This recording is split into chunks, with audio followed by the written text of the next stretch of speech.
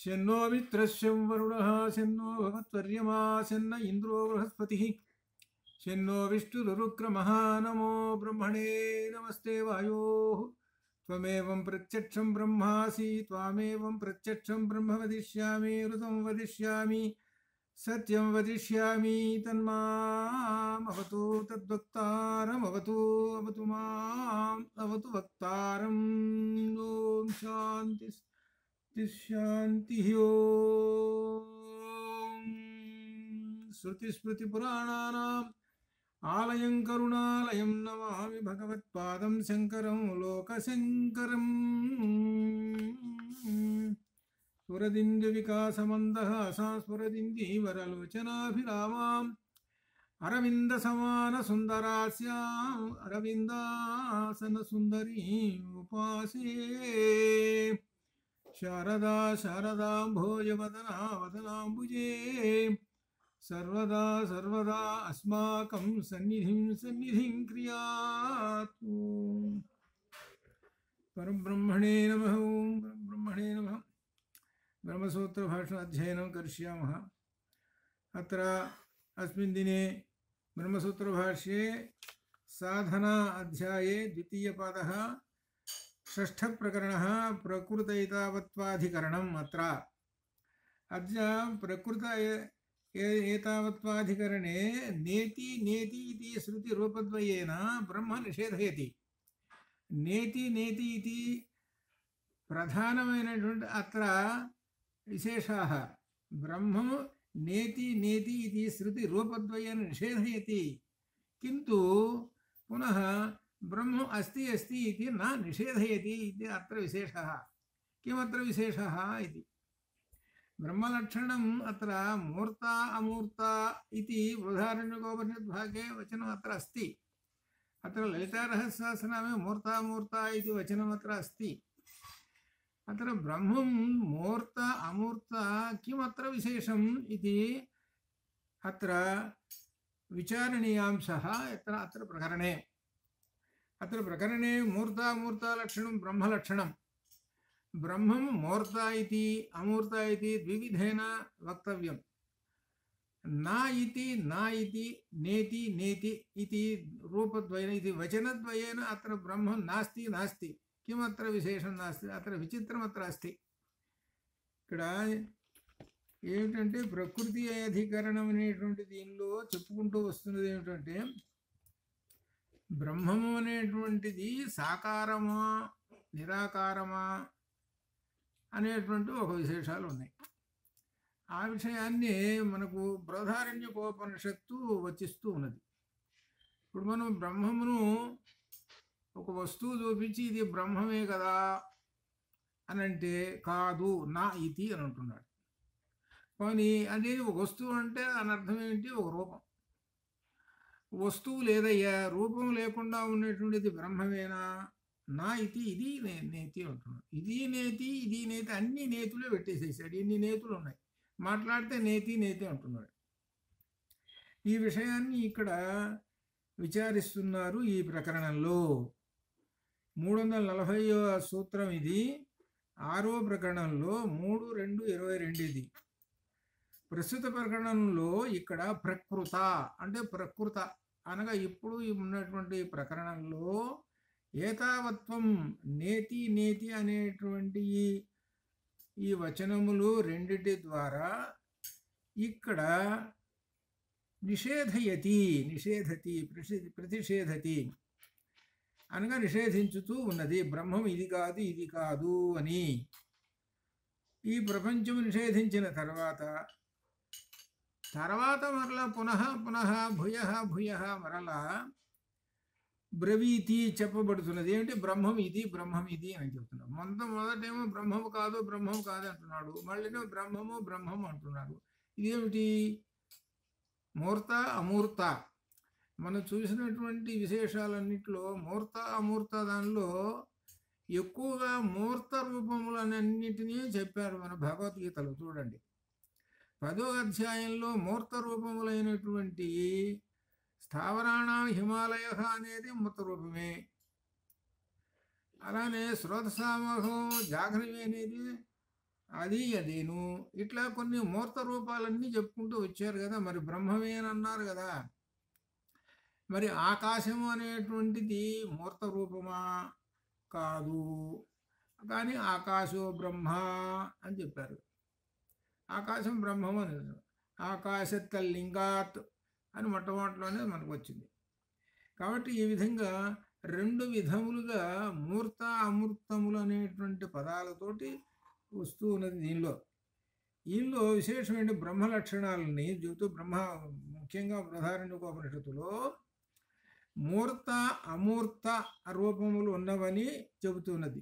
దివేవావ బ్రహ్మణో రూపే మూర్తాంచ ఏవ అమూర్తంచ అని బృహదారణ్యోపనిషత్తులో ద్వే ద్వే ఏమిటి? బ్రహ్మణ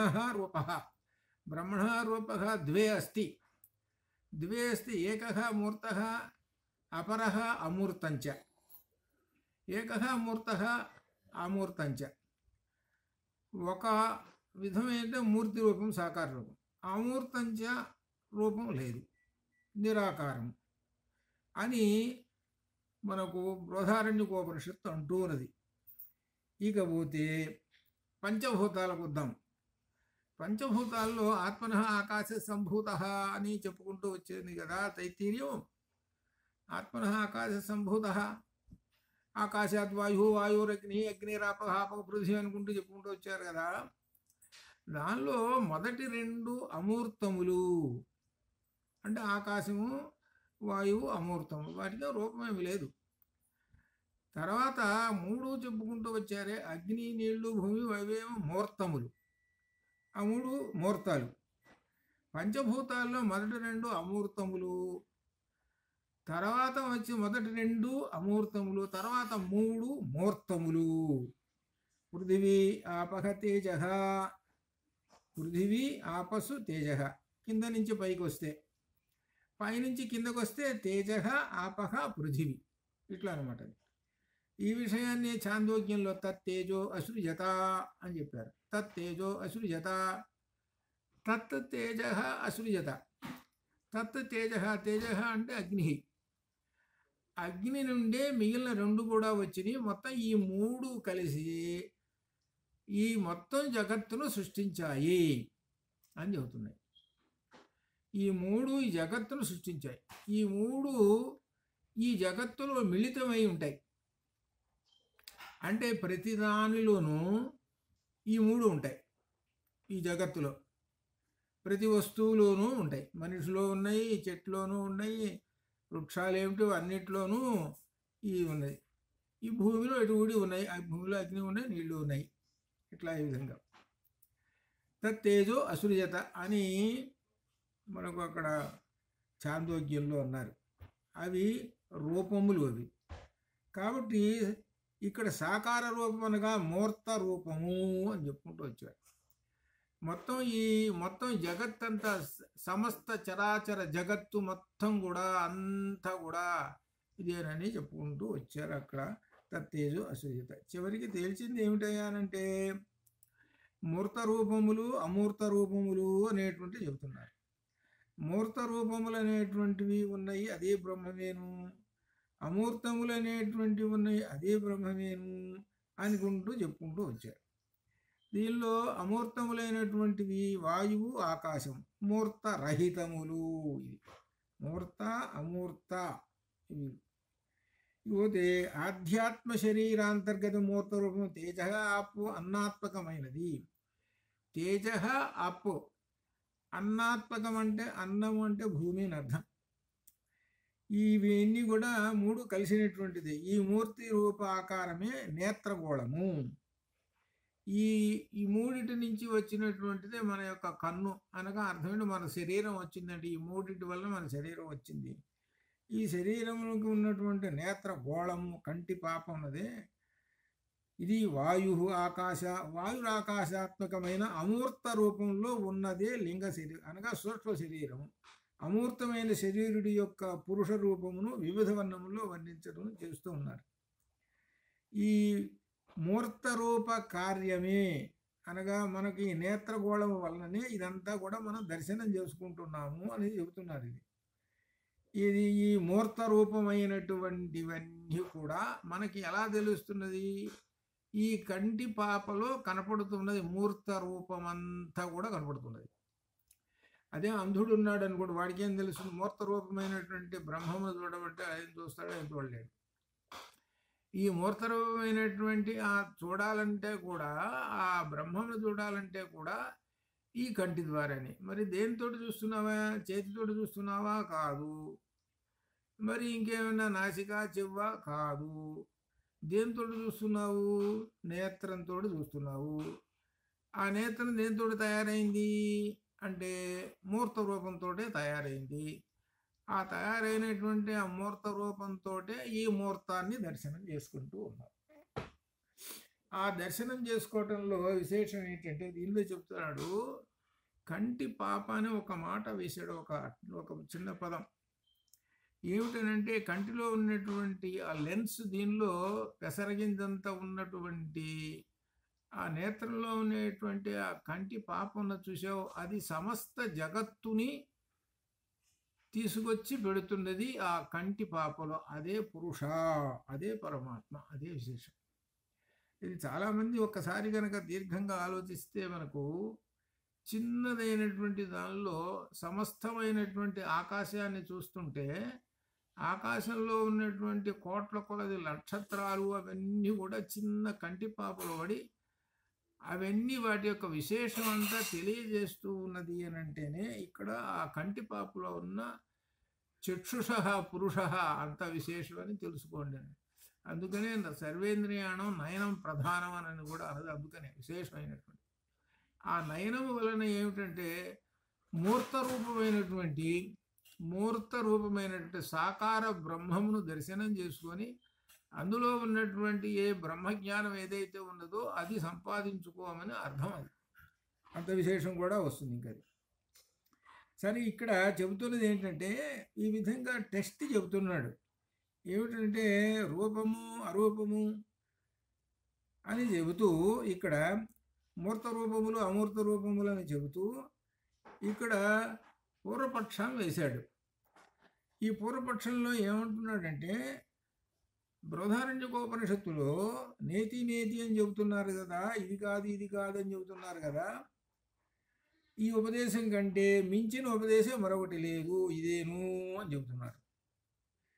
ఇది కాదు అనే ఉపదేశం మించి గొప్ప మరొకటి ఇక లేదు. తర్వాత దాని పేరు సత్యం యొక్క సత్యమే. మరి ఇది కాదు ఇది కాదన్న ఏది కాదో అది సత్యము, అది చెప్పేది. అది ఇది కాదు ఇది కాదన్నారు, ఏది కాదో అది సత్యము అని చెప్పుకుంటూ వచ్చి చివరికి ఏమంటున్నాడు పూర్వపక్షం, నాకు అదంతా కాదండి, అసలు ఇంతకు బ్రహ్మం అంటే సాకార బ్రహ్మమా నిరాకార బ్రహ్మమా, ప్రత్యక్షంగా కనబడుతున్నటువంటి ఈ జగత్తున్నది నిషేధించడం తగదు. ఈ నిషేధించితే ఏమవుతుంది? బ్రహ్మం కాదనాల్సి వస్తుంటుంది. కనుక వాక్కునకు మనస్సులకు అతీతంగా బ్రహ్మ నిషేధమే ఉన్నదా? అసలు ఏమంటున్నారు? మీకు ఏదో వాచో నివర్తంతే అప్రాప్యమన సహ అని చెబుతున్నారు కదా. దాని ప్రకారంగా నిషేధించితే మరి బ్రహ్మమును నిషేధించితే ఎలా అని విశేషం. ఇక్కడ చివరికి చెప్పేది పూర్వపక్షంలో నేతి నేతి అనేటువంటి 2 సార్లు చెప్పి నిషేధించటం అనేటువంటి తగదు. అనగా ఇది కాదనే నిషేధించడం తగదు, అది పనికిరాదు అంటాడు. అది పూర్వపక్షం. అలా అంటే బ్రహ్మముని గురించి నీవు ఏమి చెప్పగలుగుతావు? ఏమి చెప్పలేవు కదా. ఇది కాదని అంటే భగవద్గీతలో కూడా అవ్యక్తోయమితి అని చెప్పుకుంటూ వచ్చారు. భగవద్గీతలో ఇది కాదు అని చెప్పారు. అలా అన్నారు. ఏంటి వ్యక్త రూపమా? ఇది వ్యక్తావ్యక్త స్వరూపిణి అని మనకు అక్కడ లలితలో కూడా వచ్చింది. లలితలో ఉన్నదంతా ఏమిటి అని అంటే ఉపనిషత్తే ఉన్నది. లలితలో ఉన్నదంతా పూర్తిగా ఉపనిషత్తే ఉంది. అక్కడ కూడా ఆ విధంగా చెప్పుకుంటూ వచ్చారు. అయితే చివరికి సమాధానం ఏమిటి? ఈ నేతి అనేటువంటి దానికి మూర్త అమూర్త అనేటువంటి వాటికి సమాధానం ఏమిటి పూర్వపక్షమేమో నేతి నేతి అనేటువంటిది అలా నిషేధిస్తూ పోతుంటే ఇక బ్రహ్మాన్ని గురించి ఏం చెబుతావా నువ్వు అని అనుకుంటూ ప్రశ్న పూర్వపక్షం వేశాడు. దానికి సమాధానం సాకార బ్రహ్మమును సాకార ప్రపంచమును నిషేధించటం అంటే ఇక్కడ అసలు పట్టుకోవాల్సింది మనం ఇది అసలు ఎందుకు వచ్చింది అనేటువంటి విషయం. ఇది అసలు ఈ సూత్రానికి ఈ విధంగా స్వామివారు శంకరాచార్య స్వామి వారు వ్యాఖ్యానం రాశారు. అసలు ఎందుకు వచ్చింది ఇది అనేటువంటి దానికి వస్తే బౌద్ధులు శూన్యవాదులు. ఆ శూన్యవాదులు ఏం చేస్తారు, అసలే మీరు చెబుతున్నటువంటి ఉపనిషత్తులో చెబుతున్న పరబ్రహ్మం శూన్యం అని ఈ విధంగా చెబుతుంటారు అని చెబుతున్నారు. కాబట్టి ఇది చివరికి శూన్యవాదంలోకి వెళ్ళిపోతుంది. ఎట్లా వెళ్ళిపోతుంది? సాకార బ్రహ్మమును సాకార బ్రహ్మను నిషేధిస్తే సాకార బ్రహ్మము బ్రహ్మం కాదు, నిరాకార బ్రహ్మము బ్రహ్మము కాదు అని ఎవరంటారు? బౌద్ధులు, నాస్తికులు. వాళ్ళు బౌద్ధులు వాళ్ళని ఏమన్నారంటే శూన్యవాదులు అన్నారు వాళ్ళని. బౌద్ధులు కూడా ఈ నాస్తికులలో ఒక భాగమే. వాళ్ళు సౌత్రాంతికులు ఇట్లా ఒక 4-5 రకాలు ఉన్నారు కదా, వాళ్ళల్లో ఈ బౌద్ధులు కూడా ఉన్నారు. కాబట్టి బౌద్ధ మతంలోకి వెళ్ళిపోతుంది. అందుకని రెండింటినీ ఏమి నిషేధించటం లేదండి, మేము నిషేధించటల్లా. అందుట్లో నిషేధిస్తే కూడా ఏమవుతుందంటే వేద విరుద్ధము అవుతుంది. నిషేధిస్తే వేద విరుద్ధం అవుతుంది. నిషేధిస్తే వేద విరుద్ధం అవుతుంది. అప్పుడు వేదాన్ని గురించి ఏం చెబుతావు మరి? కాబట్టి కనబడుతున్నటువంటి ప్రపంచానికి కారణమును అన్వేషించుచు కారణ బ్రహ్మమును తెలుసుకొనవచ్చును. ఇప్పుడు కారణము కార్యము మనం ఇదివరకు కూడా ఒకసారి చెప్పుకున్నాం, మరలో ఒకసారి వస్తుంది. కారణము కార్యం. కారణము ఏమిటి, కార్యం ఏమిటి? ఘటం, అత్ర ఘటం అస్తి. ఘటం అనేటువంటిది కార్యం, ఒక వస్తువు అక్కడ ఉన్నది. ఆ ఘటాన్ని మనం చూసి దీని కారణం ఏమిటి అని ఆలోచన చేసాం. కారణం ఏమిటి అని అంటే మట్టి లేకపోతే రాదు ఒకటి. మరి మట్టి ఉన్నదండి, మట్టి ఉన్నంత మాత్రం వలననే కూడా తయారవుతుందా అని ప్రశ్నిస్తే కాదు. ఏం కావాలి? దానికి కావాల్సినటువంటి సాధనాలు ఉంటాయి. ఏమిటి? చక్రము, ఆ దండము, ఇవన్నీ ఉంటాయి. అవి కూడా కావాలి సాధనాలు. సరే, అంతవరకు ఉన్నాయండి. ఏవి సాధనాలు ఉన్నాయి, మట్టి ఉన్నది, అన్నీ ఉన్నాయండి. మరి కుండ తయారైందా అక్కడికి అంటే లేదు, కుండ తయారు కాలేదండి. కుండ తయారు కావాలంటే అసలు ఎవరు? ఒక మనిషే ఉండాలి. వాడు కారణము. అది కులాలేభ్యో కర్మారేభ్యశ్చ ఓ నమో, వ్రాతేభ్యో వ్రాతపతిభ్యశ్చ ఓ నమో అని చెబుతున్నారు నమ్మకంలో. దానిలో కులాలేభ్య కుండలు తయారు చేసేవాట ఎవరు? ఆ పరమాత్మ. అంటే అర్థం ఏమిటి? ఈ జగత్తు మొత్తాన్ని తయారు చేస్తున్నాడే ఆయన ఈ కులాలుడు లాంటి వాడేనండి మన బ్రహ్మము, ఆ బ్రహ్మము. అందుకని కులాలుడు. కాబట్టి కులాలుడు అనేటువంటి వాడు ఆయన కారణము. ఈ కార్యం అనేటువంటిది ఏమిటి? ఈ కుండలు. వాడు తయారు చేసి ఏం చెబుతాడంటే ఆ కులాలుడు తయారు చేసి ఒక 10-15 తయారు చేసి రకాలు అక్కడ పెడతాడు. పెట్టి వాడు ఏం చేస్తాడంటే వాడే పేర్లు పెడతాడు. ఇది కొండ అంటాడు, బాణ అంటాడు, ఇది రకరకాల పేర్లు పెడతాడు. ఆ పేర్లు పెట్టి కూడా వాటికి రూపాలు వేరు. ఒకే రూపం కనుక ఉంటే అన్నీ ఒకే రూపంగా ఉన్నాయి అనుకోండి. అన్నీ ఒకే రూపంగా ఉంటే కేవలం ఒక్కటే పదం ఉపయోగిస్తాడు, ఒక్క పదమే ఉపయోగిస్తాడు. ఒకే వస్తువులన్నీ తయారు చేసి పెట్టిన వాడికి ఎట్ట సాగుతుంది? వాడి జీవనం ఎట్ట సాగుతుంది? అందుకని రకరకాలు చేయాలి. అలానే ఈ ప్రపంచం జగత్తు సాగాలి అని అంటే రకరకాలైనటువంటి రూపాలు ఉన్నాయి. అందుకని అట్లనే ఆ పరబ్రహ్మము ఆయన కారణం. ఈ జగత్తు అనేటువంటి ఈ కార్యానికి ఆయన కారణం. వాచారంభణం కార్యం అని మనకు దీనిలో కూడా వచ్చింది, అది దీని ఛాందోగ్యంలో. కాబట్టి ఈ కారణమును అన్వేషించుచు ఎవరు కారణము ఈ జగత్తుకని అన్వేషించకపోతే కారణ బ్రహ్మము ఎవరు తెలుసుకున్నారు. తెలుసుకున్న తర్వాత తైత్తీరోపనిషత్తులో అసన్నేవ సభవతి అసద్బ్రహ్మేతి వేదచేతు తెలుసుకున్నావండి. తెలుసుకున్న తర్వాత తెలుసుకున్న తర్వాత అప్పుడు నీకు ఒక బ్రహ్మజ్ఞానం, ఓహో బ్రహ్మం ఉన్నాడని సంగతి తెలిసింది. అలా తెలుసుకోకుండా ఉన్నాడనుకోండి, వాడు అనుకుందాం వాడు అసలు తెలుసుకోకుండా ఉన్నాడు, అసలు వాడు ఎంతసేపు శూన్యవాదంలోనే ఉన్నాడు. వాడు ఈ బ్రహ్మమునకు ఈ జగత్తుకు కారణం ఎవరు ఏమిటనేటువంటి అన్వేషణ లేకుండా ఉన్నాడు. ఎందుకంటే ఇప్పుడు కొండ ఉన్నదనుకోండి, ఒక ఉదాహరణగా కొండను కొనుక్కొని పోతాము, దాంతో పనులన్నీ చేస్తాం, సరే అయిపోయింది. కానీ ఎవడో అన్వేషణ ఉండేటువంటి వాడు ఏం చేస్తాడనంటే ఈ కొండ ఎట్లా తయారైంది, దేంతో తయారైంది, ఎట్లా తయారైంది, ఎవడు తయారు చేస్తున్నాడు అని చూసి ఎట్లా తయారు చేస్తున్నాడు చూద్దామని పోయి అక్కడ పోయి ఆ చక్రం గిరగిరా తిరుగుతుంటే అన్ని చూసి ఆశ్చర్యపోతూ ఓహో దీనికి మూలం ఇదా, దీని సంగతి అని దానికి ఆ మూలం కోసం అన్వేషణలోకి పోతాడు వాడు. అన్వేషణలోకి పోయి దాని మూలమంతా తెలుసుకొని సంతోషిస్తాడు. అట్లనే ఇక్కడ కూడా దీనికి మూలమంతా ఈ జగత్తుకన్నిటికీ మూలం ఏమిటి అనేటువంటిది అన్వేషణ అనేటువంటిది ఉన్నటువంటి వాడు బ్రహ్మాన్ని చూస్తాడు. ఈ అన్వేషణ అనేటువంటిది ఏమాత్రము లేదు, వీడు శూన్యవాది. వీడు ఎటువంటి వాడంటే బ్రహ్మమే లేదని చెబుతుంటుంటాడే వాడు ఉన్నాడే తనకు తానే నిరాకరింపబడుతుంటాడు. అనగా తనకు తానే నేనే లేను అని. అసలు ఎట్లా ఉంటుందంటే అసలే లేదు, మూలమే లేదులోకి చివరికి వస్తాడు వాడు. చివరికి అంత దీనిలోకి వస్తాడు. అంటే ఏమిటంటే వాడికి ఇది ఏమిటి అన్వేషణ తెలుసుకుందాం, బ్రహ్మముని గురించి తెలుసుకుందాం, మూలం అనేటువంటి దానికి పోదు.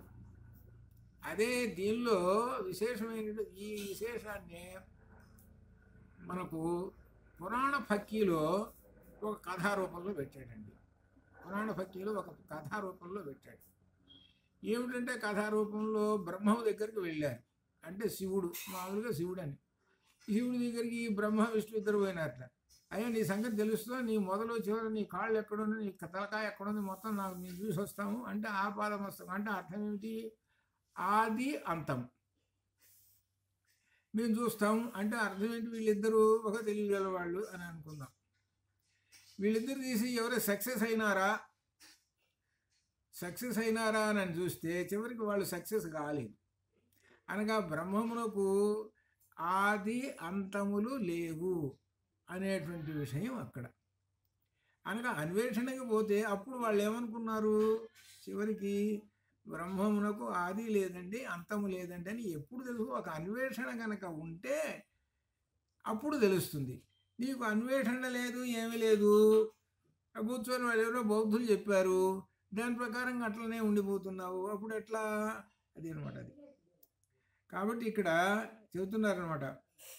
కాబట్టి తనకి తానే లేడు అనే అనిపించుకుంటాడనమాట చివరికి.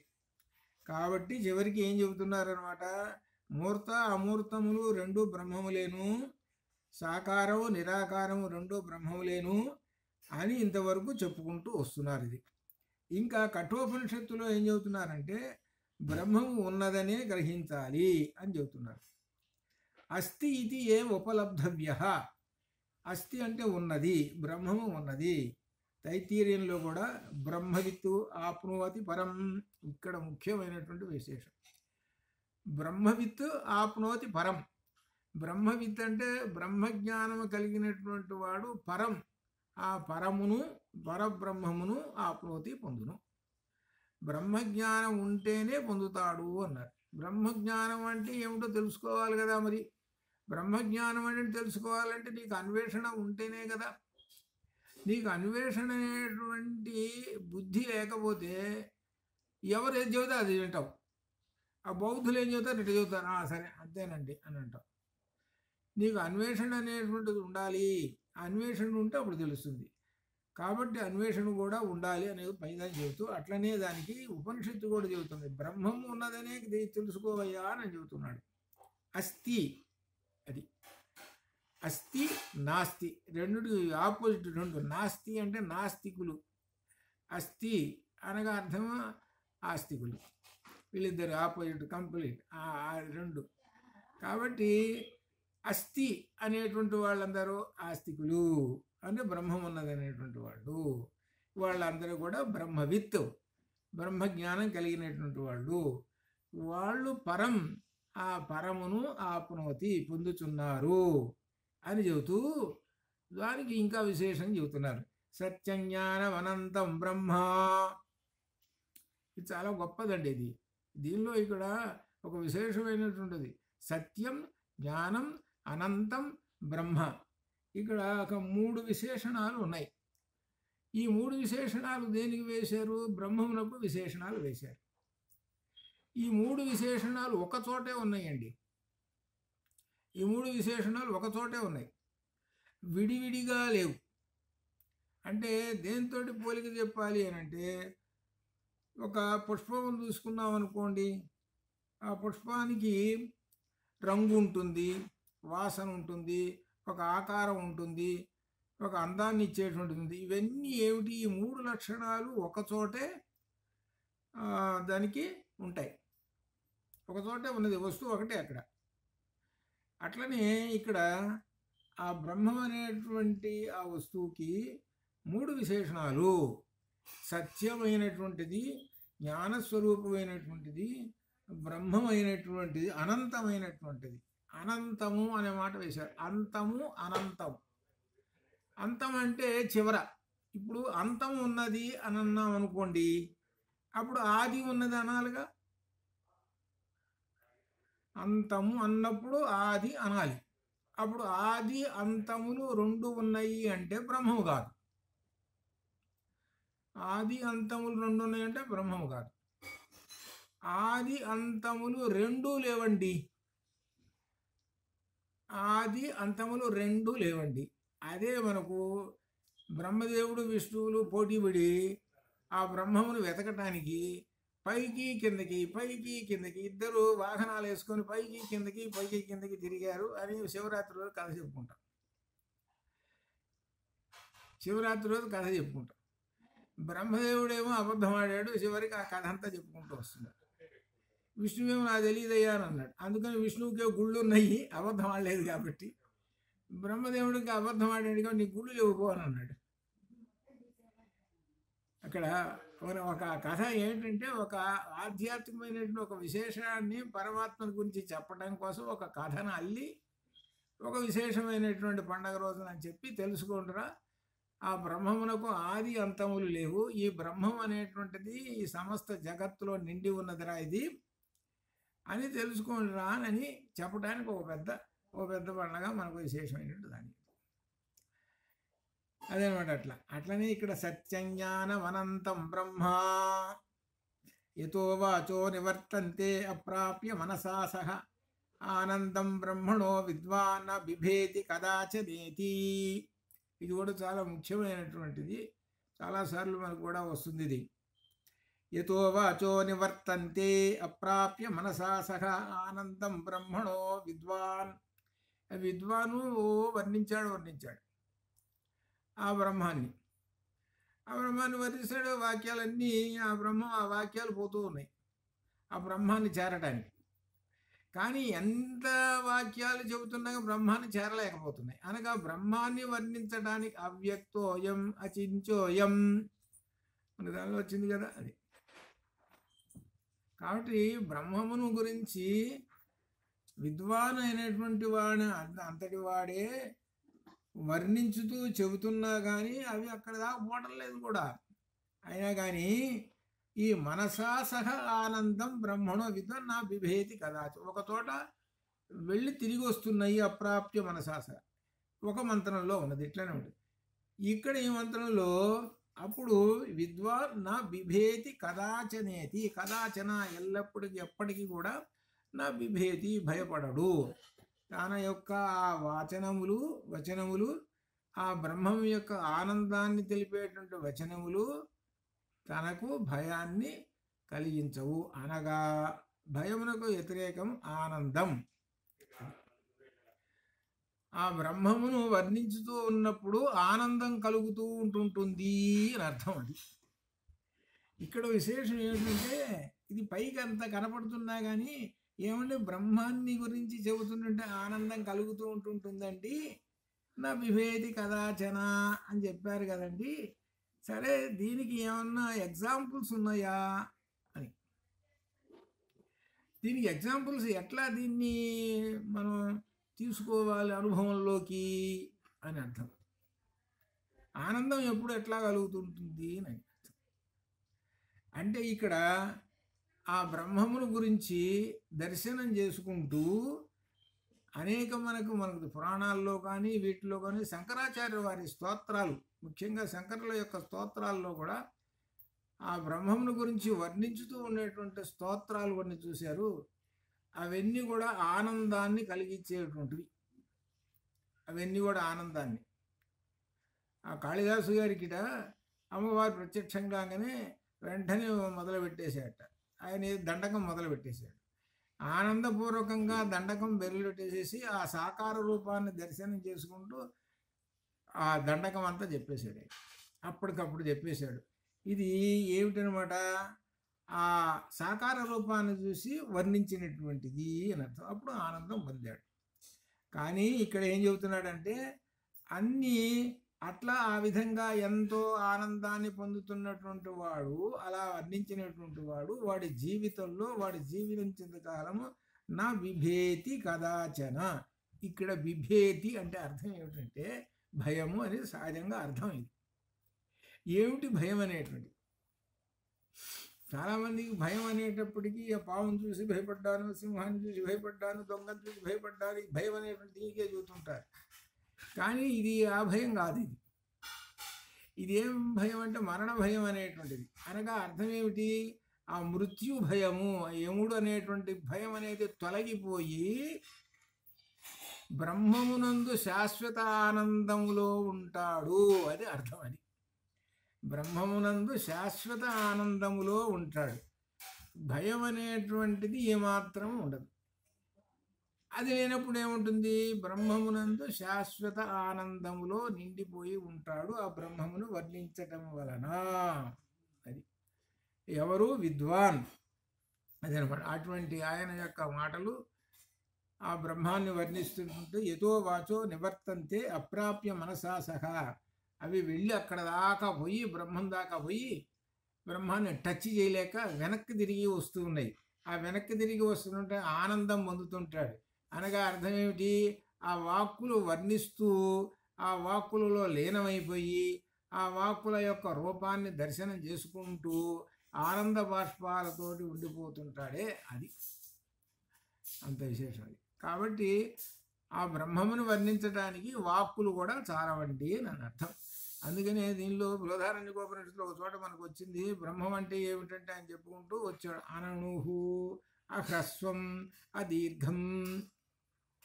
అనణుహు అణువంత కాదు, అదీర్ఘం అహ్రస్వం అని ఈ విధంగా ఒక 20 లక్షణాలు చెప్పుకుంటూ వచ్చాడు. ఇది బృహదారణ్యకోపనిషత్తులో బ్రహ్మాన్ని గురించి లక్షణాలు. ఆ దాని ప్రకారంగా చూస్తుంటే మనకి అసలు బ్రహ్మాన్ని గురించి వర్ణించడానికి వాక్కులే మనకి రావు. దాని గురించి ఏ విధంగా వర్ణిస్తావో వాక్కులు వర్ణించాలంటే మరి ఇన్ని లక్షణాలతో ఉన్నటువంటి ఏదో ఒక ఉంటే ఏదైనా ఒక వాక్కు చెప్పచ్చు. కానీ అసలు లేనే లేదు కదా దానిలో. అన్ని లక్షణాలు చెప్పుకుంటూ వచ్చాడు. 20 లక్షణాలు చెప్పుకుంటూ వచ్చాడు. అందుకనే చివరికి భగవద్గీతలో కూడా ఏమన్నాడంటే ఆశ్చర్యవత్ పశ్యతి. అక్కడ ఒక 4 క్రియాపదాలు వేశాడు. ఆశ్చర్యవత్ పశ్యతి, ఆశ్చర్యవత్ వదతి. అంత ఆశ్చర్యమే ఉంటున్నారు ఆ బ్రహ్మాన్ని దర్శనం చేసుకున్నవాడు. అయ్యా ఆశ్చర్యం ఉంటున్నావు, బాగానే ఉంది, వాక్కు చెప్పు. ఆ బ్రహ్మాన్ని చూసి ఒక వాక్కు, ఇదిగో బ్రహ్మం ఇట్లా ఉన్నాడు, ఎర్రంగా ఉన్నాడు, తెల్లంగా ఉన్నాడు, లేకపోతే ఇంకో రకం అట్లా ఇట్లా ఏదో చెప్పు. మరి లేదు. కాబట్టి బ్రహ్మం ఏమిటి? వాచామగోచరం. బ్రహ్మము వాచామగోచరం. కాబట్టి అటువంటి ఆ బ్రహ్మం అన్నమాట. ఆ బ్రహ్మమును గురించి వర్ణించంగా అప్పటికీ ఆ బ్రహ్మమును తాకలేక ఆ పదాలు తిరిగి విద్వాన్ దగ్గరికి చేరుతున్నాయి. అప్పుడు అతనికి ఆనంద బాష్పములు ఆనందాన్ని అనుభవిస్తూ ఉన్నాడు, శాశ్వత ఆనందమును అని చెబుతున్నాడు. కాబట్టి వాక్కుచే చెప్పడానికి శక్యం కానిటువంటిది, మనస్సు కూడా గ్రహించలేనిది అటువంటి బ్రహ్మము యొక్క ఆనందమును పొందిన విద్వాంసుడు భయమునకు అతీతుడు. భయం అనేటువంటిది వాడికి అసలు లేనే లేదండి. భయం సహజంగా భయం అనేటువంటిది ఏంటంటే రకరకాలుగా వస్తుంటాయి. ఆ భయం అనేటువంటిది ఆవగింజంత ఉంది అని అంటే అదో పెరిగిపోతుంటుంది. కాబట్టి వాస్తవానికి భయం అనేది తొలగిపోవాలంటే ఎవరికైనా బ్రహ్మజ్ఞానం ప్రవేశించినటువంటి వాళ్లకు భయం తొలగిపోతుంది. ఇది నిజం, ఇందులో సందేహం ఏమీ లేదు. చాలా గొప్ప గొప్ప వాళ్ళందరూ కూడా బ్రహ్మజ్ఞాన సంపన్నులు కూడా కదిలిస్తే కూడా చెప్తారు, బ్రహ్మజ్ఞాన సంపన్నుడికి భయం అనేటువంటిది ఉండదు. భయం అనేటువంటిది ఏది జగత్తులో కనపడుతున్నటువంటి రకరకాల భయాలు ఉంటాయి. ఈ జగత్తులో రకరకాల భయాలు మనకు కనపడుతూ ఉంటాయి. ఆ భయాలు ఏవి ఒక్కటి కూడా కనపడదండి వీడికి. అనగా అర్థం ఏమిటి? ఆ భయానికి అతీతుడు, భయాతీతుడు అయిపోతాడు ఆ బ్రహ్మజ్ఞాన సంపన్నుడు. అంత విశేషం. అందువల్లనే ఆ బ్రహ్మజ్ఞానం వలననే అతడు శాశ్వత ఆనందమును పొందును. సత్యజ్ఞానం అనంతం బ్రహ్మ, ఇది గొప్ప విశేషమైనటువంటిది. బ్రహ్మవిత్ ఆప్నోతి పరం, బ్రహ్మవిత్ ఆప్నోతి పరం. బ్రహ్మవిత్తు బ్రహ్మజ్ఞాని పరం, పరమపదమును లేక మోక్షమును లేక బ్రహ్మమును ఆప్నోతి పొందుతున్నాడు అని ఈ విధంగా చెబుతూ ఇంకా చెబుతున్నారు విశేషం ఏమిటంటే విజ్ఞానం ఆనందం బ్రహ్మ అని బృహదారణ్యకం. బ్రహ్మము పోతపోసిన విజ్ఞానం, విజ్ఞానం ఆనందం బ్రహ్మ, అజ్ఞానం ఆనందం బ్రహ్మ. దీని తైత్తిరీయంలో మొదటి 4 ఉన్నాయి కదా. ఏమిటంటే మొట్టమొదటిది అన్నం బ్రహ్మేది విజనాత్ అన్నాడు. తర్వాత మనస అన్నం తర్వాత ప్రాణం, ప్రాణో బ్రహ్మేది విజనాత్ అన్నాడు. దాని తర్వాత మనసహ అన్నాడు, అది బ్రహ్మము అన్నాడు. ఆ తర్వాత విజ్ఞానం బ్రహ్మ అన్నాడు. 4 అయిపోయినాయి. 4 అయిపోయినా ఇక 5 లాస్ట్కి వచ్చేసాడు. విజ్ఞానం ఆనందో బ్రహ్మేది విజనాత్, అదే విజ్ఞానం ఆనందం. అంటే ఈ 5 ఏమిటి? 5 కోశాలు, పంచకోశాలు అనమాట. పంచకోశాల్లో ఇది చివరిది ఆనందం. ఈ ఆనందం అనేటువంటిది బ్రహ్మము. కాబట్టి నువ్వు ఆనందం అనేటువంటి బ్రహ్మం ఆ కోశంలోకి చేరాలి అంటే మొదటి నుంచి దాటుకుంటూ రావాలి. మొట్టమొదటి నుంచి దాటుకుంటూ వచ్చి ఆనందంలోకి వెళ్ళిపోతాం. ఇది ఎలా తెలిసింది అని అంటే, అందుకనే మనకు ఉదాహరణగా ఇందాక మనం అన్వేషణ అని కూడా ఒక మాట చెప్పుకున్నాం. అందుకనే భృగు వారుడి, వరుణదేవుడి దగ్గరికి భృగు వచ్చాడు. వరుణదేవుడు తండ్రి, భృగు కుమారుడు. ఆ భృగు వచ్చి వరుణదేవుడిని నాకు తత్వం బ్రహ్మతత్వం చెప్పమన్నాడు. అరే నువ్వు 1 సంవత్సరం తపస్సు చేయరా, తపస్సులో కనపడుతుంది అన్నాడు. ఆ తపస్సు చేశాడు. తపస్సు చేయగానే ఆయనకి ఏం తెలిసింది? అన్నం బ్రహ్మేది విజనాతు, అన్నాద్ధైవ ఖల్విమాని భూతాని జాయంతే అన్నేన జాతాని జీవంతి అని ఈ సంగతి తెలిసింది. తండ్రి దగ్గర పోయినాడు. అని నేను కనుక్కున్నాను అన్నాడు. ఏమి కనుక్కున్నావు రాను? అన్నం బ్రహ్మేది విజనాతు అని కనుక్కున్నాను అనేటప్పటికీ తండ్రి ఏమన్నాడు? అరే మళ్ళీ తపస్సు చేయరా అన్నాడు. అంతటితో ఆగిపోయినాడా? అన్నం బ్రహ్మేది విజనాథ్తో ఆగిపోయినాడా? అన్వేషణ చూసుకోండి, ఎంతవరకు చివరి వరకు పోవాలి. అందువల్ల తండ్రి ఏమన్నాడు? మళ్ళీ చేయరా అన్నాడు. మళ్ళీ తపస్సు చేశాడు. ఆ తపస్సులో ప్రాణో బ్రహ్మేది విజనాతు అని తెలుసుకున్నాను, ప్రాణమే అని అన్నాడు. అరే ఇంకా మళ్ళీ చేయరా. తర్వాత మనసహ అన్నాడు. 3 అయిపోయినాయి. ఇక 4వది తిరుపతి విజ్ఞానం అని తెలుసుకున్నాడు. ఇది బ్రహ్మం. అరే లాస్ట్ ఉందిరా, అది తెలుసుకోరా, మళ్ళీ తపస్సు చేయి, అన్వేషణ. ఇదే తపస్సు అంటేనే అన్వేషణ అని అర్థం. అది చేస్తే అప్పుడు ఆనందో బ్రహ్మేతి విజనాత్ ఆనందార్థేవ కల్విమాని భూతాని జాయంతే ఆనందేన జాతాని జీవింతి ఆనందం ప్రయంతి అభిసంవసింతి తద్విజ్ఞాయ అని తెలుసుకున్నాడు. ఇది అన్వేషణకి ఒక మనకు చెబుతున్నది, ఉపనిషత్తు చెబుతున్నది. నీవు అన్వేషణ చేయటం అనేటువంటిది అలవాటు పెట్టుకోవాలయ్యా. ఏదో ఒక మూర్ఖంగా దాన్ని కూర్చొని ఆ బౌద్ధులు ఇట్లా కాదయ్యా ఇది అని చెప్పారనుకో, దాని ప్రకారంగా బౌద్ధుల్లో గెలిచిపోవటం అది కాదు. నీవు అన్వేషణ చేసుకోవాలి. నీ శరీరం ఉన్నది, నీ శరీరంలో 10 ఇంద్రియాలు, ముఖ్యంగా 6 జ్ఞానేంద్రియాలు ఉన్నాయి. అదిగో కంటిపాప కూడా ఉన్నది. ఈ కంటిపాప సమస్తమైన జగత్తును కూడా చూస్తూ ఉన్నది. నీకు మనస్సు ఇచ్చారు, ఇవన్నీ అన్వేషణ చేసుకో. అంతేగాని వాళ్ళు ఏదో చెప్పారు కదా దాన్ని వెంబడి బౌద్ధులు వెంబడి పడిపోవటం కాదు. కాబట్టి అన్వేషణ అనేటువంటిది ఉండాలి. వీళ్ళందరూ ఇట్లా అన్వేషణ చేసి భృగుర్వైర్వారుడి అన్వేషణ చేసే ఆ పరమాత్మ తెలుసుకున్నాడు. అట్లా అనమాట. అది అన్వేషణ చేసే ఆ పరమాత్మ గురించి తెలుసుకున్నాడు. కాబట్టి అన్వేషణ ఉండాలి అని చెప్పడం కూడా దీనిలో ఉంటుందన్నమాట. విజ్ఞానం ఆనందం బ్రహ్మ అని బృహదారణ్యకోపనిషత్తు అనమాట. ఇట్లా అనమాట. కాబట్టి బ్రహ్మము పోత పోసిన విజ్ఞానము. ఇది ఇక్కడ వాళ్ళే చెబుతున్నాడండి. బ్రహ్మము అనేటువంటిది పోత పోసిన విజ్ఞానము అనే. చాలామంది ఇక్కడ ఒక విశేషమైనటువంటి ఉన్నది ఏమిటంటే, లలితలో కానీ సౌందర్యలహరిలో కానీ, సౌందర్యలహరిలో అమ్మవారి రూపములన్నీ వర్ణిస్తూ ఉన్నాడు. అమ్మవారి రూపంలో పైన శిరస్సు నుంచి పాదముల దాకా వర్ణించుకుంటూ వచ్చారు. ఆ వర్ణించుకున్న వచ్చే దాంట్లో ఆ రూపం పైకి రూపం కనబడుతూ ఉంటుంది, పైకి రూపం కనబడుతుంటుంది. కానీ లోపల ఏమున్నది? విజ్ఞానము అన్నది. అది విజ్ఞానము అనేటువంటిది. ఇప్పుడు మనకున్నది అనుకోండి, మన శరీరం మస్తకం చేస్తుంటే ఏముంటుంది అంతానంటే ఒక శరీరం పట్టుకోవచ్చు, మనం పట్టుకోవచ్చు, శరీరం పట్టుకోవచ్చు. ఈ శరీరం ఎముకలు, శరీరాలు, అవయవాలు ఇవన్నీ దీంతో మనకు ఉంటాయి. ఇది ఒకరిది. కానీ ఇక్కడ ఏంటి ఇక్కడ కనపడుతున్నది ఏంటంటే కేవలం జ్ఞానరూపమైనటువంటి ఒక వెలుగు లాంటిది.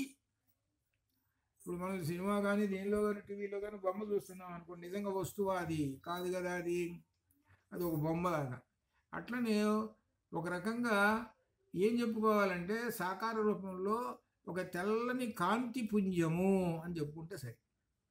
ఆ తెల్లని కాంతి పుంజములోనే ఏమున్నది అంటే ఆ రూపంలోనే సమస్త జ్ఞానమంతా నిలబడి ఉన్నది అని తెలుసుకో. సమస్త జ్ఞానమంతా ఉన్నది ఆ విగ్రహంలో, సమస్త జ్ఞానమంతా ఉన్నది అది తెలుసుకో అని చెబుతున్నా. దాన్ని ఇక్కడ దీన్ని బట్టి మనకేమొచ్చింది అని అంటే ఘన రూపంలో ఉన్నది జ్ఞానం అని చెప్పారు. దాని ప్రకారమే రామో విగ్రహవాన్ ధర్మ సాధు సత్య పరాక్రమ. అది దీన్ని రాముడు పూర్తిగా ధర్మస్వరూపుడు, ఆపాదమస్తకము ధర్మమే అనగా ఏమిటంటే ఈ మాటని ఒక దీనిలోకి మార్చారు వాల్మీకి గారు. ఈ మాటనే వాల్మీకి గారు మార్చారు. ఏంటంటే ఒక ఉదాహరణలో చెప్పాలి కదా, ఇవన్నీ ఉదాహరణలు చిక్కవు. కానీ ఇక్కడ ఉదాహరణ రామాయణంలో పోతే ఉదాహరణ చెప్తుంది. రామో విగ్రహవాన్ ధర్మ సాధు సత్య పరాక్రమ అని ఈ విధంగా చెప్పుకుంటూ వచ్చింది. రాముడు ఆపాద వస్తకము ధర్మస్వరూపుడు. ధర్మము అనే దానికి ఒక అర్థము జ్ఞానము అనేటువంటిది కూడా ఉన్నది. కాబట్టి ఆ బ్రహ్మము అది జ్ఞాన విగ్రహ, జ్ఞాన విగ్రహ అని లలితలో వచ్చింది. జ్ఞానద ఆమె జ్ఞాన విగ్రహం కాబట్టి అమ్మవారి యొక్క రూపం అంతా కూడా జ్ఞాన విగ్రహం. విగ్రహం అంటే అదొక రూపం, అదొక శరీరం. మనము విగ్రహం అని అంటాం. మన అయ్యా బల విగ్రహం అండి, ఆ విగ్రహం అని అంటాడు ఆయన యొక్క శరీరం చూస్తుంటేనే. అని అర్థం ఏంటి? ఆ రూపము ఆకారం. అట్లనే అమ్మవారి యొక్క ఆకారం అంతా కూడా బ్రహ్మముతో అనగా జ్ఞానముతో, బ్రహ్మము లేక జ్ఞానము ఒకటే, ఈ బ్రహ్మముతో నిండి ఉన్నది. ఇది మన సాకార రూపంలో ఉన్నటువంటి బ్రహ్మము. ఇది అర్థం. సాకార రూపంలో ఉన్నటువంటి ఆ బ్రహ్మం. ఎందుకంటే సాకార రూపంలో ఉన్నటువంటి ఆ బ్రహ్మం అని ఎందుకు వచ్చింది అని అంటే ఇందులో ఉపాసనా పరులకు కావలసి వచ్చింది. అది ఉపాసనా పరులకు సాకార బ్రహ్మం కావాల్సి వచ్చింది. కాబట్టి ఈ సాకార బ్రహ్మమును చెప్పారు ఇక్కడ. నిరాకారమైనటువంటి బ్రహ్మము నిర్గుణ బ్రహ్మం. ఆ నిర్గుణ బ్రహ్మం అనేటువంటి వారిని మహర్షులైనటువంటి వాళ్ళకి సరిపోతుంది. వాళ్ళకి వీళ్లకు ఉపాసనా పరులకు కావాలి. ఎందుకంటే ఒక ఆలంబనము అనేటువంటిది ఉండాలి. చూడండి, ఒక ఆలంబనం. ఇప్పుడు గురు శిష్యులు ఉన్నారండి. గురు శిష్యులు ఉంటే శిష్యుడికి ఆలంబనం ఎవరు? గురువు గారు. ఆ గురువు గారు ఆలంబనం అయ్యేటప్పటికల్లా గురువు గారు చెబుతాడు, ఇది అబ్బాయి ఈ శ్లోకం రాయి చదువుకోవాలరా, ఇది బాగా అనేటప్పటికీ ఆ గురువు గారి మీద ఉండేటువంటి ఆసక్తి నమ్మకంతో అది చదువుకుంటాడు. అది చదువుకొని వస్తుంది. దానివల్ల అట్లా అట్లా ఏమవుతుంది, జ్ఞానం అనేటువంటిది అభివృద్ధి చెందుతూ ఉంటుంది. ఆ ఆలంబనం లేకపోతే ఎట్లా? అట్లనే ఉపాసనకి కూడా ఆ రూపం అనేటువంటి బ్రహ్మమును అనేటువంటి ఒక రూపాన్ని ఇచ్చారు ఉపాసన కోసం. అది అట్లా అనమాట. ఆ ఉపాసనా విధానంలో అట్లా. ఆ ఉపాసనలో ఏం తెలుసుకోమన్నారు అని అంటే ఆ బ్రహ్మములో ఉన్నటువంటి ఆ జ్ఞానం ఏమిటో, సాకారంలో ఉన్నటువంటి జ్ఞానం ఏమిటో తెలుసుకోండి అని ఉన్నారు. అది ఆ తెలుసుకోవడానికి ఏంటి? అన్వేషణ అని చెప్పారు. అది అన్వేషణ అనేటువంటిది నీలో, నీ బుద్ధిలో ఉండాలి. అన్వేషణ నీ బుద్ధిలో అన్వేషణ అని కనుక ఉంటే పైకి మెట్లు ఎక్కుతూ ఉంటుంటావు. పైకి మెట్లు ఒక్కొక్కటి ఒక్కొక్క మెట్లు అట్లా అట్లా అట్లా పైకి ఎక్కుతూ ఉంటుంటావు. అన్వేషణ. ఆలయంలోకి ప్రవేశించేటప్పటికి అబ్బాయి చెప్పులు బయట వదిలేయండి అయ్యా, చెప్పులు బయట వదిలే, చెప్పులు స్టాండ్ ఉంది అక్కడ పడేసిరండి అని అన్నాడు. ఏమిటబ్బా ఇది, చెప్పులు మాకు 1000 రూపాయలు పెట్టి చెప్పులు కొనుక్కున్నాం, ఏ క్లాస్ ఇప్పుడే కొనుక్కున్నాం, అక్కడ పడేసిరమంటున్నాం, ఎవడు చేస్తాడో ఏమిటో, ఇది ఏ చెప్పులు వేసుకొని వస్తే నష్టం ఏమిటి, ఇదంతా ఇది. అమెరికాలో చెప్పులు వేసుకొని తిరుగుతుంటాడు, అక్కడ చెప్పులు వేసుకొని తిరుగుతుంటారు, ఏం పర్వాలేదు ఏమిటి ఆయన ఉంటుంది, దాంతో చెప్పులతో వస్తాను అన్నాడని అంటే వాడికి అన్వేషణ జ్ఞానం లేదు. ఇది ఎందుకు చెప్పారు అనేటువంటి అన్వేషణ ఉంటే వాడు ఎక్కడికి వెళ్ళిపోతాడో తెలుసా అండి? బ్రహ్మజ్ఞానం పట్ల ఆసక్తితో వెళ్ళిపోతాడు. అప్పుడు వాడికి కలపడం. ఇప్పుడు మనం ఆ క్రియ చేస్తాం, ఆ క్రియ చేసేటప్పటికి ఏమిటి విశేషం అనేటువంటి దానికి తెలుసుకున్నప్పుడు బ్రహ్మజ్ఞానం పట్ల ఆసక్తి కలిగి బ్రహ్మజ్ఞానం వైపే నడుస్తుంటాడు. నీవు ప్రపంచంలో తిరుగుతున్నావయ్యా, ఆ ప్రపంచాన్ని బయటపడేసిరారా అన్నాడు. అది అర్థం. చెప్పులు బయటపడేసిరారా అంటే ప్రపంచంలో తిరిగి తిరిగి నీ జాగ్రత్త అవస్థ అంతా కూడా దానిలో పడి ఉన్నది. ఈ జాగ్రత్త అవస్థలో ఎన్నో అనుభవిస్తూ ఉన్నావు. అనుభవిస్తున్నటువంటి ఆ ప్రపంచం మొత్తాన్ని అక్కడ వదిలేసేసి, విషయ ప్రపంచాన్ని వదిలేసేసి నిర్విషయమైనటువంటి ప్రపంచంలోకి, ఈ జ్ఞానస్వరూపంలోకి రారా అని అర్థం. అది దానిలో. అందుకనే మనకి అక్కడ రాగిన ఆలయాల ముందు చెప్పులు వదిలేసిన అక్కడ కాళ్ళు కొడుక్కుంటారు. అమ్మ శుభ్రంగా కాళ్ళు ఉన్నా కానీ కాళ్ళు కొడుక్కుంటారు. అనగా అర్థం ఏంటి? దీన్ని మలినాలు వదిలించుకొని రారా. వీటి అర్థాలు అన్వేషణలో అంతే. కాబట్టి ఇలా అర్థం చేసుకుంటూ క్రమక్రమంగా ఉంటుంటే అన్వేషణ బుద్ధి కలిగినప్పుడు జ్ఞానం వైపు బుద్ధి వెళుతుంది. అప్పుడు ఆయనకు విద్వాన్ ఆనందాన్ని అనుభవిస్తూ ఉంటాడు. కాబట్టి ఇదంతా కూడా మూర్త రూపమైనటువంటి వాటికి అన్నిటికీ కూడా, అలానే అమూర్త రూపమైనటువంటి వాటికి కూడా, అమూర్తం అని అంటే రూపము లేనటువంటి ఆ బ్రహ్మము, నిరాకార బ్రహ్మము. ఆ నిరాకార బ్రహ్మమునే మొట్టమొదట మనకు పంచభూతాల్లో మొదటి 2 చెప్పేశారు. ఆకాశో బ్రహ్మ మనకు దీనిలో వచ్చింది కదా, ఆకాశ తల్లింగాత్ మొట్టమొదటి సూత్రాల్లోనే వచ్చిందనమాట. ఆ ఆకాశము బ్రహ్మస్వరూపమే, వాయువు బ్రహ్మస్వరూపమే, ఇవన్నీ బ్రహ్మస్వరూపాలేను అని అక్కడ ఆ విశేషమైనటువంటి కొన్ని విశేషాలు కూడా చెప్పారనమాట. ఆకాశం అనే బ్రహ్మోపాసన ఇట్లా అనమాట. కాబట్టి అవును, అక్కడి నుంచి అట్లా అనమాట. పంచభూతాలు అవును, వాటి అన్నింటిలోనూ వరుసగా ఆత్మ పూసలలో దారం మాదిరిగానే చివరిదాకా వచ్చినటువంటి వాడు ఎవడు అంటే పురుషుడు, మనిషి. ఆ మనిషిలో వరుసగా వచ్చింది. అనగా ఎక్కడి నుంచి అయితే ఆకాశం మొదలైందో ఆత్మ దగ్గర నుంచి, ఆకాశంలోనూ ఉన్నాడు, వాయువులోనూ ఉన్నాడు, ఆ తర్వాత అగ్నిలోనూ ఉన్నాడు, అట్లా వరుసగా వచ్చుకుంటూ వీటన్నిటికీ ఆధారభూతంగా వస్తున్నాడు. దారం ఉంటేనే కానీ పూసలు నిలబడవు. అట్లనే ఆత్మ అనగా పరమాత్మ వీటన్నింటిలోనూ వరుసగా వస్తూనే ఉన్నాడు. వచ్చి వచ్చి ఎక్కడ ఆగిపోయినాడు అయ్యానంటే, ఇదిగో ఈ మనిషి ఈ ప్రాణిలో ఆగిపోయినాడు. ఈ ప్రాణిలో ఆగిపోయినాడంటే ఎక్కడి దాకా వచ్చాడనంటే వరుసగా మనం చూసుకుంటూ వస్తే ఆ మధ్యలో పురుష సూక్తాన్ని అటాచ్ చేయండి సరిపోతుంది. ఆ పురుష సూక్తాన్ని అటాచ్ చేస్తే అదంతా ఆ సృష్టి క్రమం అంతా చెప్పుకుంటూ వచ్చాడు. ఆ సృష్టి క్రమం అంతా చెప్పుకుంటూ వచ్చి చివరికి మనిషిని చెప్పాడు. వాళ్ళందరినీ సృష్టించిన తర్వాత కాలాలను సృష్టించాడు, ఋతువుల్ని సృష్టించాడు, అన్నింటినీ సృష్టించి చివరికి మనిషిని సృష్టించాడు. అంటే అర్థం ఏంటంటే దీనిలో ఆ పరబ్రహ్మము అంత శుభ్రంగా వండి పంచభక్ష పరమాణాలు అంటారే చూశారు, అన్ని వండి తీసుకొచ్చి ఈ మనిషి ముందు పెట్టి నువ్వు అనుభవించరా అన్నాడు. ఇది ఎవరివి? నావి, ఇవి అనుభవించరా. ఎట్లా అనుభవిస్తావంటే ఈశావాస్యమిదగం సర్వం యత్కించ జగత్యాన్ జగతు తేన త్యక్తేన భుంజీధ మా కృధ కస్వ సిద్ధనం. ఇది ఎవరు వండింది తెలిసినా, ఇదంతా ఇది ఎవరితో తెలిసిన నాదిరా, ఇది నీది అనుకోని అనుభవించవాకు. పరమాత్మది అనుభవిస్తున్నాననే దాంతో కనుక అనుభవించరా నువ్వు. నిజానికి ఎవరిది? నాది, నీది కాదు. నాది నాది అని అనుకున్నావు అనుకో, మమ అనుకున్నావు అనుకో, అప్పుడు ఏమనుకుంటున్నావు అంటే నీకు అనేక జన్మలు పుడతాయి. అందుకని ఈశ్వర సర్వభూతాన అని ఈ విధంగా మనకి దీనిలో కూడా వచ్చిందనమాట. ఇది గీతలో కూడా వచ్చింది. అదే ఈశ్వర సర్వహృద్దేశోర్జన తిష్టతి అని మొత్తం తిప్పుతూ ఉన్నది నేనేరా, నేను రంగులు రాటం తిప్పుతున్నాను రా నేను, అది అర్థం చేసుకోరా అని చెప్పాడు. ఇలా అర్థం చేసుకుంటుంటే ఆ బ్రహ్మజ్ఞానం అనేటువంటి కలుగుతుంటుంది. ఆ బ్రహ్మజ్ఞానం అనేది ఎప్పుడైతే కలిగిందో అప్పుడు నిరహంకారి అవుతాడు.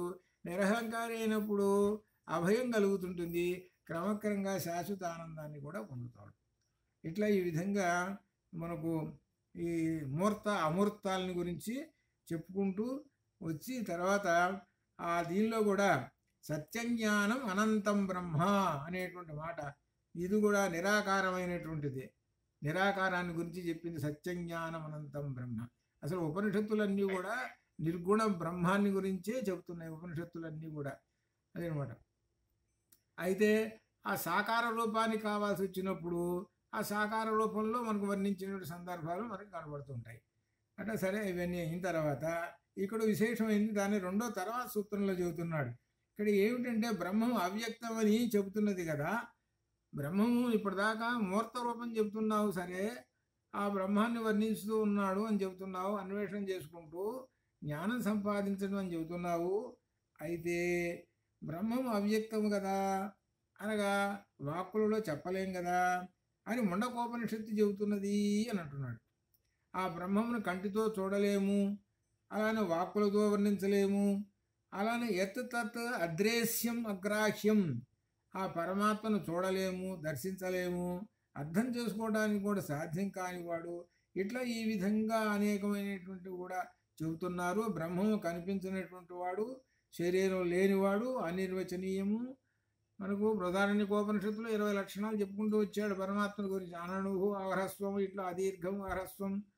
ఇంకా అచక్షుహు పశ్యతి, అచక్షుహు పశ్యతి, కళ్ళు లేవు కానీ చూస్తుంటాడు. అపాద, కాళ్ళు లేవు కానీ ధావతి, పరిగెత్తుతుంటాడు. ఇట్లా ఈ విధంగా చెప్పుకుంటూ వచ్చాడు ఆ బ్రహ్మాన్ని గురించి. కాబట్టి అటువంటి బ్రహ్మము శరీరం లేనివాడు, అది అనిర్వచనుడు, ఆధారం లేనిటువంటి వాడు కదా. అటువంటి భయంలో బ్రహ్మములో ప్రసిద్ధుడైన వాడు భయరాహిత్యమును పొందుతూ ఉంటుంటాడు అని ఈ విధంగా ఉపనిషత్ వచనములు చెబుతూ ఉన్నాయి అని చెప్పి చివరికి భగవద్గీతలో ఉన్నటువంటి ఈ శ్లోకంతో ముగిస్తున్నాడు ఆ బ్రహ్మముని గురించి. అవ్యక్తోయం అచింత్యోయం అవికార్యోయం. చూడండి అన్ని ఎలా చెబుతున్నాడు. ఇవి అవ్యక్తోయం వ్యతిరేకార్థాలు చెబుతున్నాడు. అనగా ఆ చేర్చాడు. వ్యక్తం అంటే తెలుస్తున్నది, అవ్యక్తం. అవ్యక్తోయం అచింత్యోయం అని, అచించేమనంటే ఆలోచన లేకపోతే ఇలా ఉంటాడనే ఆలోచన, ఇలా భావం అనేటువంటి దాన్ని కూడా చిక్కడు. అవికార్యోయం, వికారాలు ఏమీ లేవు ఆయనకు. మనకు వికారాలు షడ్వికారాలు అని ఉన్నాయి కదా, ఆ వికారాలు లేవు మనకున్నాయి, కానీ వికారాలు బ్రహ్మానికి ఏమి లేవు అని ఉపదేశించాడు అని చివరికి ఆ బ్రహ్మాను గురించి చెప్పారు అని చెబుతున్నారు. చివరికి ఏంటి అని అంటే మూర్త అనేటువంటిది అమూర్తమైనటువంటి రూపములైనటువంటి ఆకాశో బ్రహ్మ, వాయు బ్రహ్మ అనేటువంటివి ఉన్నాయి. కాబట్టి వీటిని ఆధారంగా చేసుకొని శ్రీకృష్ణ పరమాత్మ ఈ భగవద్గీతలో 12వ అధ్యాయంలోనూ అది ఎవరు ఉపాసించాలి ఏమిటి ఇదేనంటే, నిర్గుణ బ్రహ్మముని ఉపాసించడం అనేది క్లేశతరం. అది మహర్షులకేను నిర్గుణ బ్రహ్మం. సగుణ బ్రహ్మం అనేటువంటి ఉపాసించడం అనేటువంటి సులభతరము.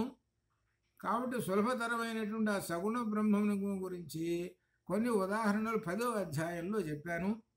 ఆ సగుణ బ్రహ్మం ఎలా ఉంటుందో నా యొక్క రూపములు చూడు అని 11వ అధ్యాయంలో చూపించాడు. కాబట్టి నిర్గుణ బ్రహ్మము నిరాకారమైనటువంటిదంతా కూడా జ్ఞానస్వరూపమే. ఆ జ్ఞానస్వరూపమైనటువంటిది, ఆ జ్ఞానస్వరూపమైనటువంటి దాన్ని విగ్రహ రూపంలో పెడితే ఆ విగ్రహం అంతా కూడా జ్ఞానస్వరూపమే. కాబట్టి ఈ రెండు కూడా మూర్తామూర్తములు అనే దానిలో మూర్తలోనూ అమూర్తలో ఉండటం అనేది విశేషం. కాబట్టి జనం అందరూ తెలుసుకోవటం మూర్త రూపంలో చూసుకొని ఆ బ్రహ్మము పరమాత్మ అని అనుకుంటారు.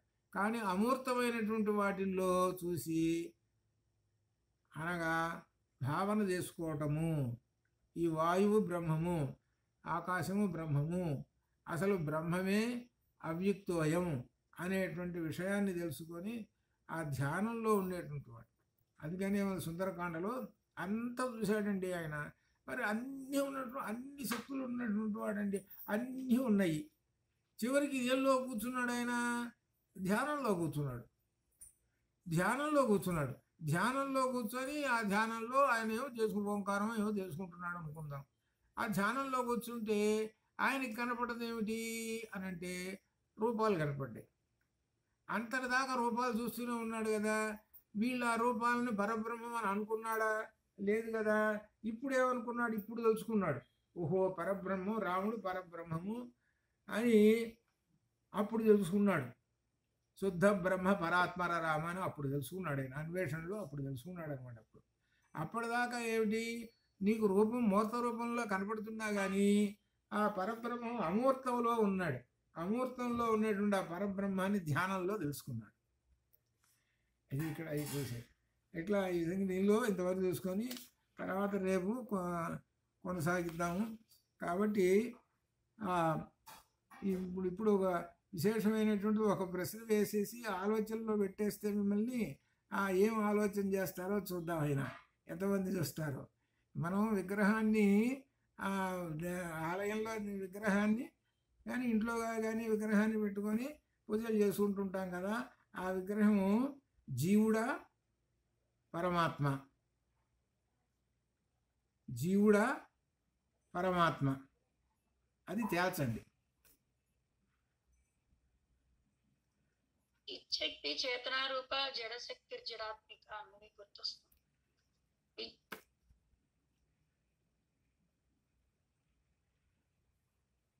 ఎవరు చెప్పలేరని చెబితే ఏమన్నా బాలాజీ గారు ఏమన్నా చెప్పాలి? అంటే మన దేవాలయంలో అయితే ప్రాణ ప్రతిష్ఠ చేస్తాం కాబట్టి దాంట్లో పరమాత్మను దర్శిస్తూ మనం ధ్యానం చేస్తాం. మీరు ప్రశ్న వేస్తే నేను పూర్వపక్షం వేసేస్తా. మీరు ఏమన్నారు? పరమాత్మ అన్నారు కదా, అంతే కదా.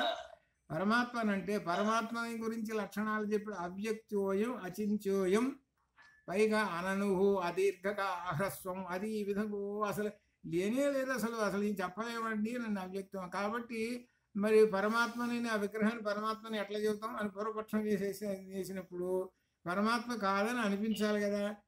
అన్నప్పుడు అప్పుడు ఆటోమేటిక్గా ఏమిటి, పక్కన ఇంకోటి ఉంది కదా జీవాత్మ అంటే అంటారు. జీవాత్మ ఎట్లా? ఈశ్వరుడు అంటాం. ఈశ్వరుడు ఈశ్వరుడు అని కూడా. అంటే అక్కడ ఎందుకంటే నేను చెప్తున్నది ఈ బ్రహ్మసూత్రాలకి అనుగుణంగా ఈ శంకర విజయం అనేటువంటి తోడైతేనే కానీ అక్కడ అది క్లియర్ కాదు. అక్కడ అంతే. ఇప్పుడు మనం జనరల్గా ఆలోచించుకొని మనం ఇట్లానైనా ఆలోచించుకొని చెప్పుకుంటున్నాం ఇట్లా, కానీ దానిలో దిగితే లోపలికి వెళ్ళిపోతే ఒబ్బో ఇంత ఉన్నదా దీనికి సబ్జెక్టు అని అనిపిస్తుంది. ఆ సబ్జెక్ట్ అంతా కూడా ఎంత ఇదే జరిగింది, ఇప్పుడు జరుగుతున్నది. చాలా భయంకరమైన యుద్ధం చేయటం ఇదంతా జరిగింది. చివరికి భయంకరమైన యుద్ధం నాకు అనిపించింది అనమాట. ఎంతమంది ఉంటారంటే శంకరాచార్యుల వారి తరఫున 100 మంది ఉంటారండి. నేను ఊహించింది మండన మిశ్రుడి వైపు 500 మంది ఉంటారు. అప్పుడు అంటే ఏంటి, ఆ సభలో 500 మంది ఉంటారు. అసలు మండన మిశ్రుడిని జయించడం అనేది అంత తేలిక కాదు. ఆయన వేసినటువంటి దానికి ఎంత గింగిరాలు తిరిగి పడిపోతారంటారే అట్లా ఉంటుంది.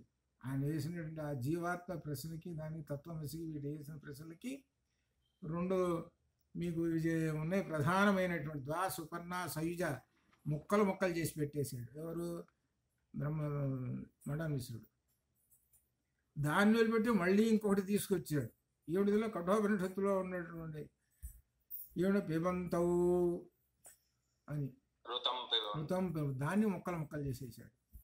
చూసుకోండి మరి ఎట్లా ఉంటుంది అని అంటే, అది మనకి ఎంతకాలం నుంచి ఏం చేశారంటే జనరల్గా టెస్ట్ చదువుకున్నాం మామూలుగా ఇంట్లోనండి.